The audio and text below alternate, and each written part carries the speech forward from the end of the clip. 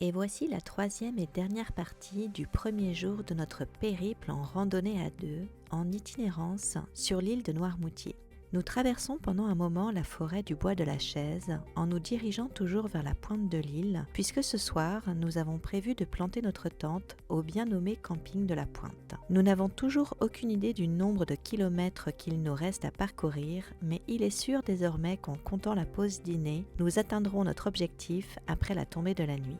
Yann a de toute façon, comme d'habitude, anticipé cette possibilité en prévoyant les frontales en cas de marche nocturne. Nous ne sommes pas encore trop fatigués, même si certaines parties du corps commencent à souffrir, car après les températures élevées de la journée, avancer dans la fraîcheur iodée est très agréable. Petit aparté sur ma condition physique.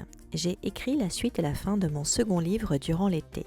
Je n'ai donc pas pris de vacances, hormis une semaine en Bretagne pour randonner dans le Finistère Nord, la semaine du 20 août. Cependant, comme j'ai marché régulièrement le soir, après mes journées d'écriture, entre 3 et 4 heures, de 18h à 22h, j'ai eu la surprise de constater que mon corps n'était pas aussi rouillé que cela. Je redoutais que le manque d'activité physique et que ma condition sédentaire d'auteur ne m'empêche d'assurer pleinement les journées de marche de plus de 20 km, mais il n'en a rien été. Marcher régulièrement dans les parcs autour de chez moi a suffi à m'aider à conserver une certaine forme physique.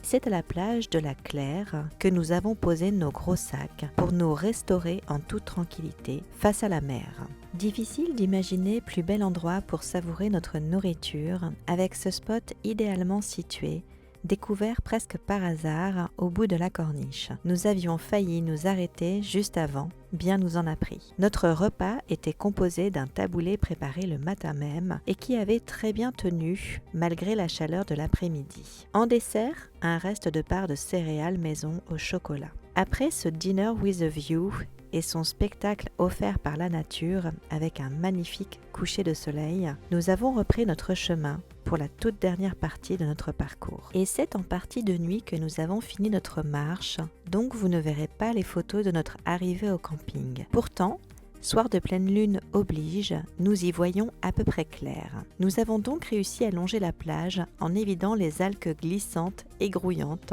une musique beaucoup moins agréable que celle du ressac de la mer. C'est après presque 27 km que nous avons enfin rejoint notre but, légèrement rincé. C'est avec un immense bonheur que nous nous sommes étendus dans le duvet et endormis au son des vagues juste à côté. Avant de vous quitter, je vous rappelle que mon nouveau livre « En finir avec la boulimie, les TCA, l'addiction, comprendre et quitter le mode survie » est disponible sur Amazon en version brochée et numérique.